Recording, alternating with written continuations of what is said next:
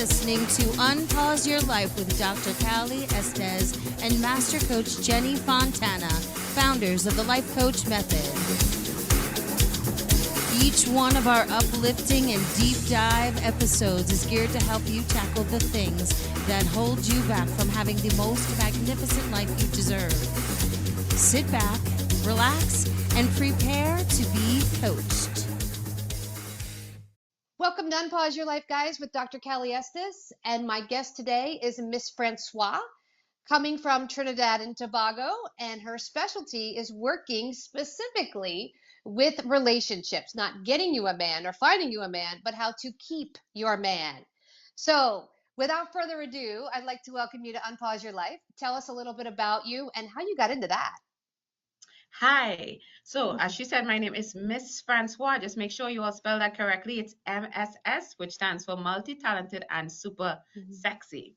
I am originally from Trinidad and Tobago, hence my beautiful accent. And how I got into some of the stuff that I'm doing. So basically, I had a lot of bad relationships. I'm going to be honest. They suck, right? So after a while, I found myself going into relationship and I wasn't healing. So I was bringing my baggages, my purse, duffel bags, everything to the new relationships. And I realized I need to pause. So I have a TV show called The Miss Francois Show, which uses humor to help others with their dysfunctional relationships. And that's all of us. All our relationship is dysfunctional in some way, shape, or form. So I basically am responsible I have this group called the Striving Goddesses, where I help other women exploring new relationships or healing from broken relationships, help them to rediscover their self-identity and confidently transition to the next chapter of their life. So that's basically what I do in a nutshell. That's awesome. That's much needed because I think there's a lot of people out there in the dating side of things, help you find a man, help you find a relationship, but very few people actually working with the issues within a relationship, not necessarily therapy, but what do you do when this arises or what do you do when that arises? And nobody's using humor, which is awesome. So make me special. So you that's the are thing special.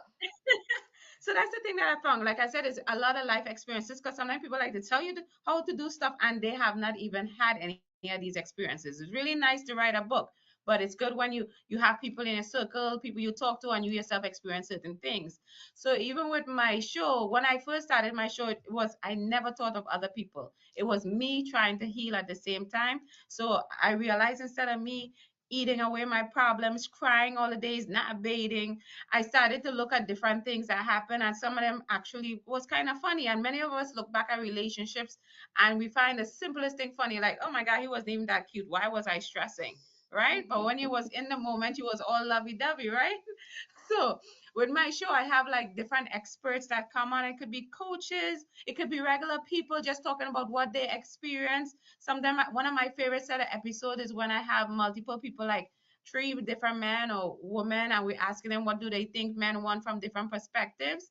But it's fun. I make it fun. And again, having humor in anything, it produces like endorphins. It's like a painkiller. It's produces you could connect more. People listen more. People receive more. It's so much things that come with laughter that people are not realizing. So I find that's the best way to transfer some information. It also takes your defenses down when you come in with humor. It's like you break the ice and you feel more comfortable talking about hot button topics or getting to the root cause of something when you feel comfortable. And if you come in and you don't feel comfortable, you don't want to talk about it. And they say, how do you feel? I feel fine. But if you break the ice and it's fun and it's funny, it's like, well, I don't feel fine. Here's what's going on, right? And it's so And much it's just like easier. having some fun conversations, and mixing it up a bit. Not all the time you want to sit there and be like, well, he did this. And I always tell people when they talk in their issues with relationship with your friends, if you notice, you keep telling like 10 different people the same issues and you're not even healing from it. And then you have the friends that's receiving the information, just adding fuel to the fire. And that's not what it's cute in the beginning, but 6, 7, 8, 10 months, 2 years later, you're like, and he did me this. And I feel like people are not focusing on the healing process. They're just, they can be angry. I've known people who've been married for how many years, and they're like, well, when he was this, he cheated on me. Then it's like, what?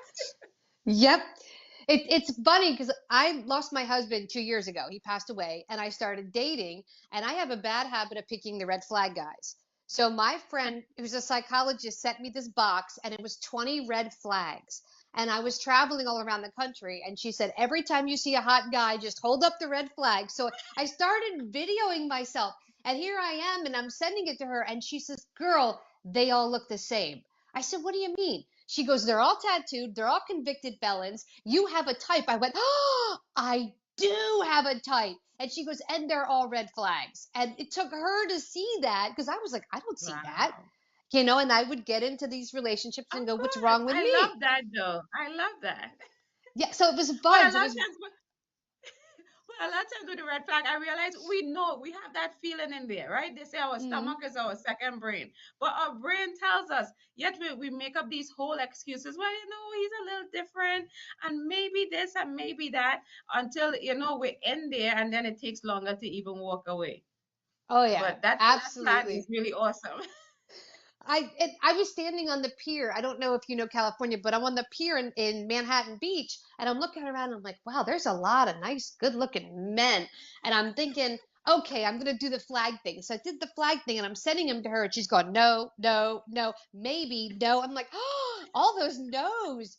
And she goes, And we they're all all the got a type. same. But we do Yes, got a type. Like we all admit, and I tell people it's okay to have a type, but it's also okay to maybe not always date your type, or at least be open enough.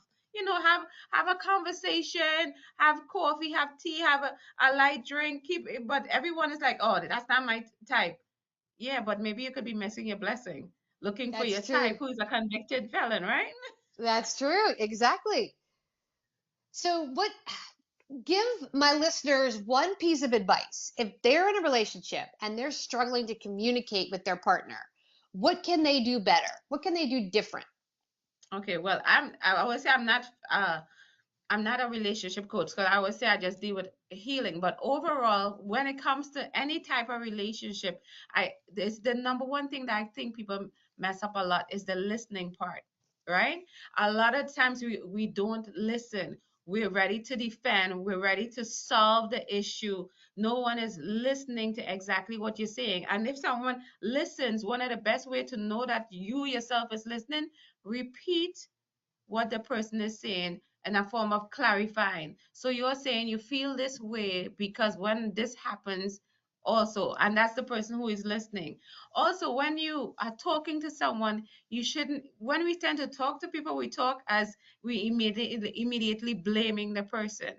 I think you should speak more in a reference of what you experience, not you make me feel and this is your fault. More be like, when this happens, my experience is A, B, and C. Instead of you always leave this here and because of you I'm angry. It's we always have a conversation like we're in a fight.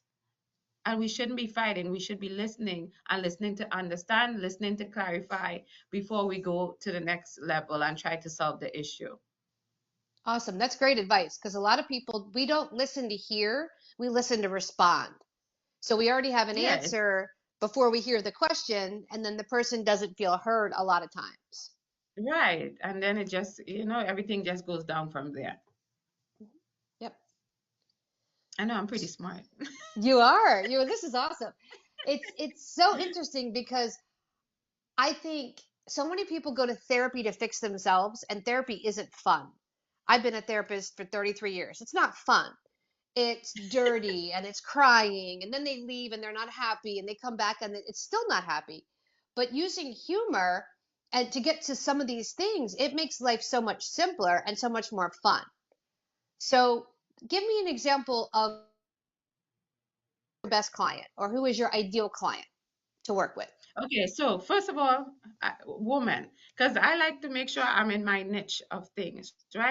And so this is my thing. So I don't work with couples. I normally do one-on-one. I have to do with women because I say at the end of the day, instead of we always blaming the other party, certain things we need to take responsibility for because at the end of the day, it's always two people in the situation, right? So Hmm. my person is definitely ideally a female, and I work with people anywhere from like 25 into their 40s, like the relationship time. By the time you in your late 40s, you're kind of slowing down a lot. So those are the people I tend to work for. And my ideal client is someone, honestly, just come. This is the people that I like. Two main people I work with is people healing, but at the same time, the ones that are ready or feel that they're ready to go out dating. They already healed, but they're excited about the new challenges, the new adventure. And I think even with that excitement, I kind of have to reel them back in, because you really have to ask yourself, are you seriously ready? It sounds really nice. Getting free food and dinners and flowers sounds really cute.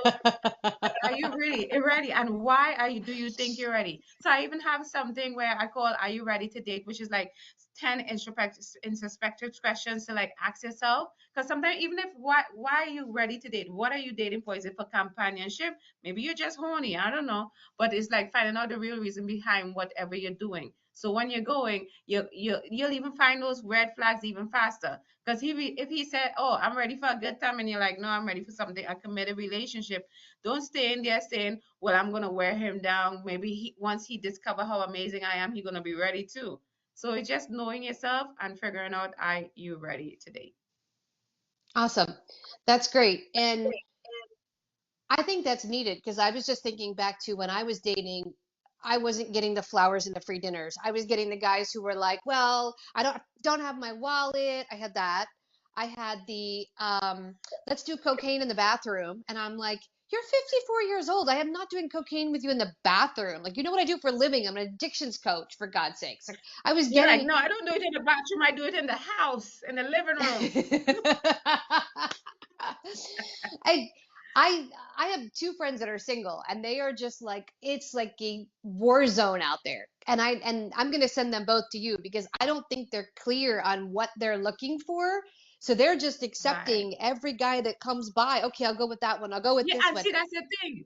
And that's the thing. Technically, from what I hear, they're not ready to date, because sometimes you might, when you start a date out of desperation or loneliness, that's the worst, because you take in any and anything. That's Yeah. scary. And a lot of people, because I'm myself is single, right? For a majority that was on purpose, because again I needed some time to reevaluate certain things, right?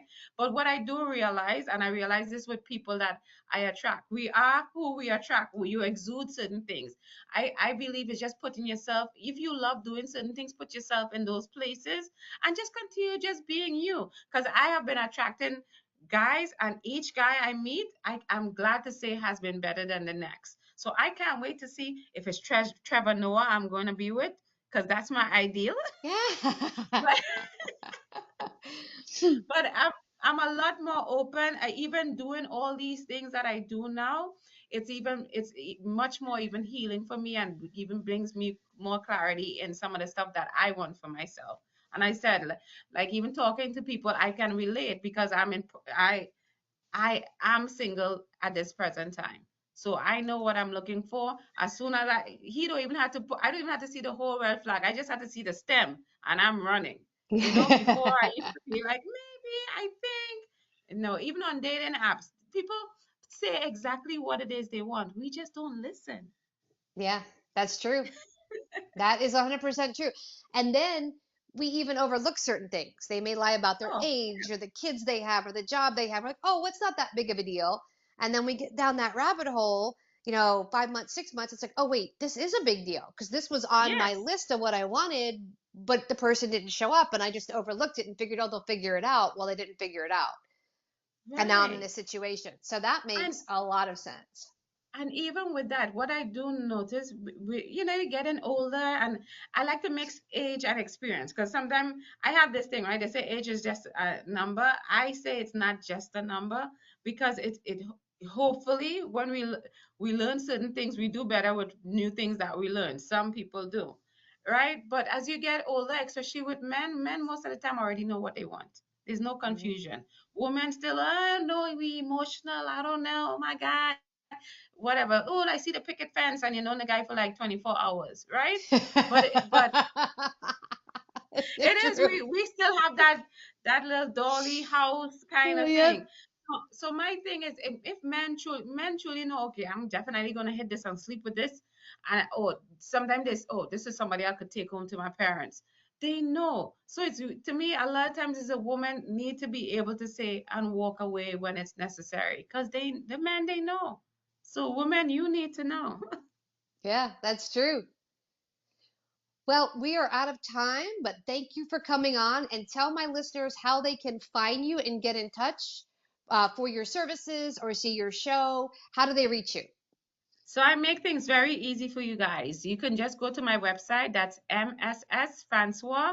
And I'm sure she's going to put everything down there for you. I have some great, I have many different courses which deal with different levels of where people might be in relationships, exploring yourself emotionally. I have experts on there, from psychologists to coaches, that could, help you through the process, because everybody is in a different part of the grieving process. So we have something for everyone. So check out my website and all social media, Miss Francois. And I'll put all that up for the listeners, so you'll be able to click it and go right to her website, see everything she's got, her offerings, and reach out. And this is Dr. Awesome. Callie Estes with Miss Francois. Thank you for coming on and being such a great guest. You can find us at unpauseyourlife.com. Thank you for listening to Unpause Your Life with Dr. Callie Estes and Master Coach Jenny Fontana. Head over to www.thelifecoachmethod.com to learn more about coaching yourself and how to become a master coach.